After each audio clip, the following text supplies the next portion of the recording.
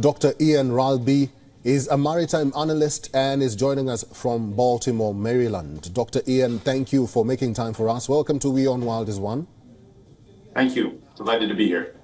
Doctor, U.S. Secretary of Defense Lloyd Austin just made a statement in Israel that the Houthi attacks in the Red Sea and on their troops needs an international response. What do you make of that statement, and how much of a threat are the Houthis or even Hezbollah rebels at this juncture of the war?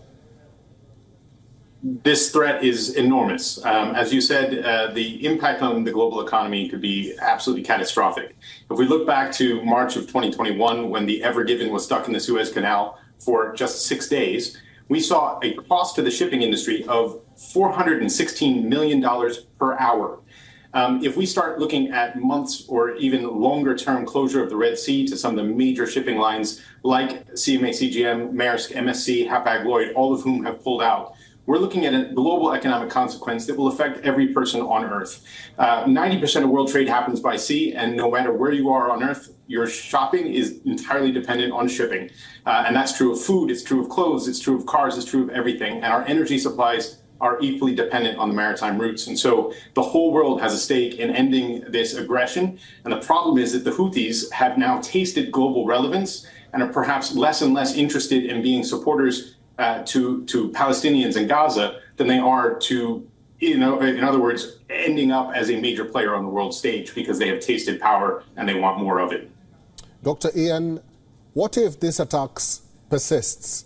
What impact will that have? Egypt alone stands to lose billions of dollars. They generate about $9.5 billion a year in revenue from the use of the Suez Canal. Saudi Arabia is heavily dependent on the Red Sea for its not only maritime trade, but increasingly tourism and access to maritime trade routes. And those two countries alone are facing huge economic consequences and huge regional consequences for their own stake and credibility. And so they are certainly going to be among the first to hopefully step up and try to do something about this, though they've had a long and difficult relationship with the Houthis already. But this impacts literally every person on Earth. And so whether it is the US or the UK, both of whom have been involved in shooting down drones, or regional apparatuses like the Indian Ocean Commission's Regional Coordination Operations Center or the Indian Navy itself, everybody needs to step up and try to come to essentially a common approach to dealing with this threat to all of humanity. Dr. Ian, Israel's defense minister has also admitted that they are finding it difficult to fight wars at the borders. What can America do to save Israel at the borders, you think? Well, the U.S. equities in Israel are certainly complex, and what defines a border in Israel is increasingly a challenging discussion.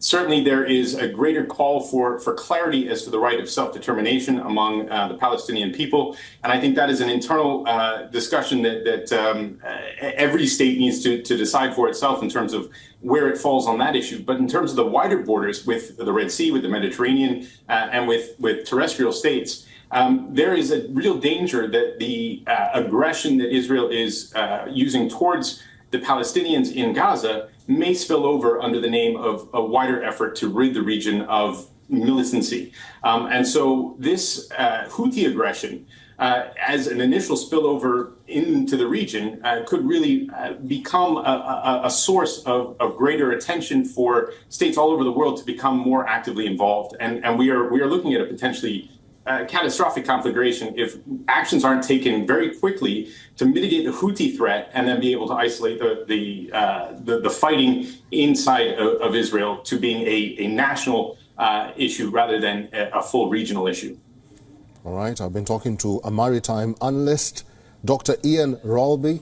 Thank you very much for talking to WION World is One today. Thank you.